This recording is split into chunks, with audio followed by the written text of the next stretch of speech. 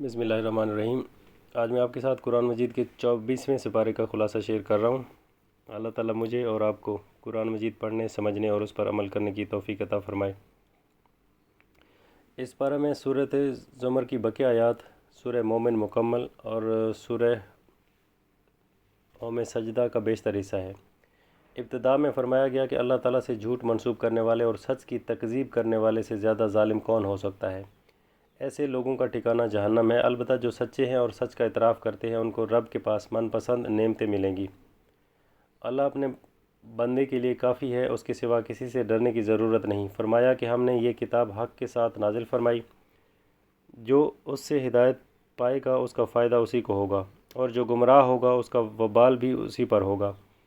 پھر کفار کا ذکر کرتے ہوئے بتایا کہ جب اللہ وحدہ لا شریک کی بات کی جاتی ہے تو ان کو ناگوار گزرتی ہے، تاہم جب شریکوں کا ذکر کیا جائے تو یہ خوش ہوتے ہیں۔ اللہ تعالیٰ ہی اپنے بندوں کے درمیان فیصلہ فرمائیں گے۔ روز قیامت ظالم چاہیں گے کہ ان سے زمین کے برابر بلکہ اس سے بھی دگنا فدیہ لے کر ان کو چھوڑ دیا جائے، مگر کوئی فائدہ نہیں ہوگا۔ اس دن کوئی فدیہ کام نہیں آئے گا۔ اس کے بعد انسانوں کی ایک بری عادت کا ذکر کیا گیا ہے کہ جب اس کا کوئی پریشانی پہنچتی ہے تو اللہ کو پکارتا ہے، اور جب اللہ تعالیٰ کسی نعمت سے نوازتے ہیں تو کہتا ہے یہ مجھے علم کی بدولت حاصل ہوئی۔ پھر اللہ تعالیٰ اپنے گناہ گار بندوں کو تسلی دلائی کہ اپنے گناہوں کی زیادتی کی بنا پر میری رحمت سے مایوس نہ ہو، اللہ سب گناہوں کو معاف کرنے والا ہے، وہ بڑا غفور و رحیم ہے۔ لہٰذا سب کو چاہیے کہ وقت گزرنے سے پہلے اس کی طرف متوجہ ہو جائیں اور قرآن کریم کا اتباع کریں تاکہ روز قیامت کی حسرت سے بچ سکیں۔ اس دن کوئی حسرت کام نہیں آئے گی۔ مکذبین جہنم میں اور متقین جنت میں جائیں گے۔ اللہ ہی سب چیزوں کا خالق ہے، تو اس کے علاوہ کسی اور کی عبادت کا حکم کس طرح دیا جا سکتا ہے؟ شرک انسان کے اعمال کو ناکارہ اور بیکار بنا دیتا ہے۔ اللہ کے قبضہ قدرت میں سب کچھ ہے، وہ شرک سے پاک ہے۔ آخر میں روز قیامت کا ذکر کیا گیا ہے کہ سور پھونکا جائے گا تو زمین و آسمان میں موجود تمام مخلوقات مر جائیں گے، سوائے ان کے جو اللہ کی مشیت سے زندہ رہیں گے، پھر سب دوبارہ اٹھائے جائیں گے۔ اس دن زمین اپنے رب کے نور سے روشن ہوگی، ہر انسان کو اس کے کیے کا بدلہ ملے گا۔ کفار اپنے لیے تیار کردہ جہنم کی طرف لے جائے جائیں گے اور متقین جنت کی طرف لے جائے جائیں گے۔ جو دروازے کھولے ان کا استقبال کو تیار ہوگی، وہاں ان پر سلامتی بھیجی جائے گی اور وہ اس میں اللہ کا شکر بجا لائیں گے۔ سب معاملات کا فیصلہ اس دن حق اور انصاف کے ساتھ ہوگا۔ اس کے بعد سورۃ مومن یا غافر۔ اس سورت کا آغاز کتاب مجید کے ذکر سے ہوا، پھر اللہ کی صفات بیان کی گئیں کہ وہ توبہ قبول کرنے والا بھی ہے اور شدید عذاب دینے والا بھی۔ لہٰذا صرف یہ سوچ کر کہ وہ رحیم بے گناہوں میں نہیں پڑ جانا چاہیے، وہ شدید عذاب دینے والا اور زبردست انتقام لینے والا بھی ہے۔ پھر فرمایا کہ اس سے پہلے قوم نوح وغیرہ نے اپنے انبیاء کی تکذیب کی تو اللہ نے ان سے بدلہ لیا۔ اس طرح کفار کے بارے میں اللہ کا فیصلہ اٹل ہے کہ وہ جہنم میں جائیں گے۔ اللہ کے فرشتے اللہ کی تسبیح بیان کرتے ہیں اور اہل ایمان کے لیے مغفرت اور جنت کی دعا کرتے ہیں۔ پھر فرمایا کہ اہل جہنم روز قیامت اپنے گناہوں کا اعتراف کریں گے اور واپسی طلب کریں گے، لیکن کوئی فائدہ نہیں ہوگا، عمل کی مدت ختم ہو چکی۔ لہٰذا دنیا میں ہی اللہ کے لیے دین کو خالص کر کے صرف اسی کی عبادت کرنی چاہیے۔ صرف وہی اس دن کا بادشاہ ہے۔ اس دن ہر کسی کو اس کے کیے کا بدلہ ملے گا۔ سب کو چاہیے کہ روز آخرت سے ڈریں، جس دن کوئی سفارش کرنے والا اور دوست ظالموں کے کام نہ آئے گا۔ اعلان کر دیا گیا کہ اللہ تعالیٰ جو کچھ سینوں میں ہے اس کو بھی جانتا ہے۔ سینوں میں جو کچھ بغض، کینہ، حسد کسی کے لیے چھپایا ہوا ہے، سب اس کے علم میں ہے، اور گناہوں کی خیانت سے بھی باخبر ہے، یعنی نگاہوں کی چوری سے بھی باخبر ہے، کن آنکھوں سے بھی نظر ڈالیں تو وہ جان لیتا ہے نگاہ کی خیانت بھی لکھی جا رہی ہے، اس کا بھی حساب ہوگا۔ وہی حق کے مطابق فیصلے کرتا ہے، تاہم جن کو وہ اللہ کے ساتھ شریک کرتے ہیں ان کو کسی قسم کے فیصلے کا کوئی اختیار نہیں۔ پھر زمین میں پھر کر پچھلوں کے واقعات سے عبرت حاصل کرنے کی تلقین کی گئی ہے، جن کے کفر و تکذیب کے بدلے ان پر اللہ کا عذاب نازل ہوا۔ اس کے بعد سیدنا موسیٰ علیہ السلام کا مفصل تذکرہ ہوا، جس میں ایک مومن آل فرعون کا بھی ذکر آیا، جس نے خیر خواہی کے جذبے سے اپنی قوم کو عذاب سے بچانے کے لیے ہر ممکن کوشش کی، لیکن قوم نے ایک نہ سنی بلکہ اپنی ضد اور ہٹ دھرمی پر قائم رہے۔ موسیٰ علیہ السلام اور ان کی دعوت و تبلیغ کا مذاق کرتے رہے۔ بالآخر اللہ تعالیٰ نے موسیٰ علیہ السلام کو اور مومن آل فرعون کو بچایا اور فرعونیوں پر عذاب نازل کیا، چنانچہ وہ غرق کیے گئے۔ عالم برزخ میں بھی عذاب کی کیفیت میں رہیں گے اور قیامت کے روز شدید ترین عذاب میں داخل کر دیے جائیں گے۔ وہاں کفار ایک دوسرے سے لڑائی جھگڑا کریں گے اور ایک دوسرے کو مورود الزام ٹھہرائیں گے۔ اس کے بعد فرمایا کہ ہم اپنے رسول کی دنیا میں مدد کرتے ہیں اور آخرت میں بھی، پس صبر کریں، اللہ کا وعدہ سچا ہے۔ اللہ سے استغفار کریں اور اس کی حمد و تسبیح بیان کرتے رہیں۔ پھر واضح کیا کہ اندھا اور نابینا برابر نہیں ہو سکتے، اس طرح ایمان لانے اور عمل صالح کرنے والا اور غلط کار برابر نہیں ہو سکتے۔ قیامت کا دن ضرور آئے گا، اس میں کوئی شک نہیں ہے، صرف اللہ سے دعا کریں، وہ دعا قبول کرنے والا ہے۔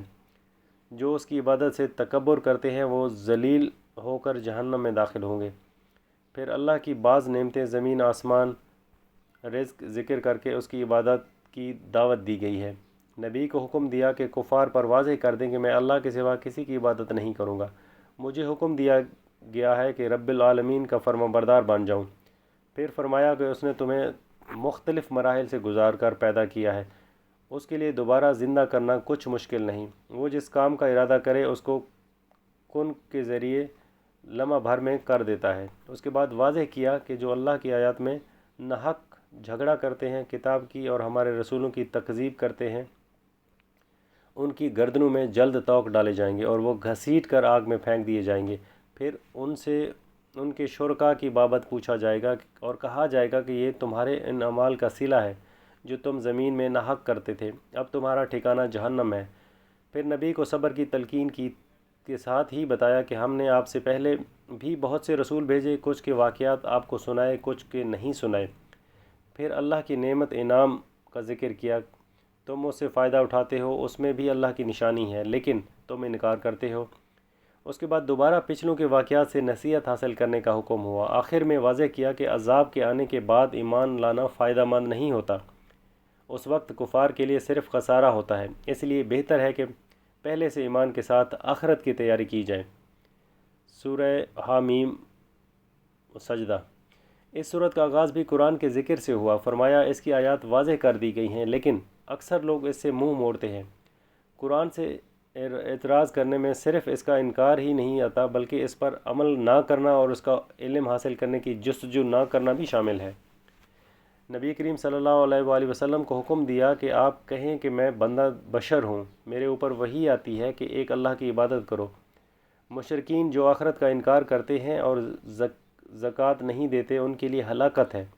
ایمان لانے والوں اور عمل صالح کرنے والوں کے لیے غیر منقطع اجر ہے۔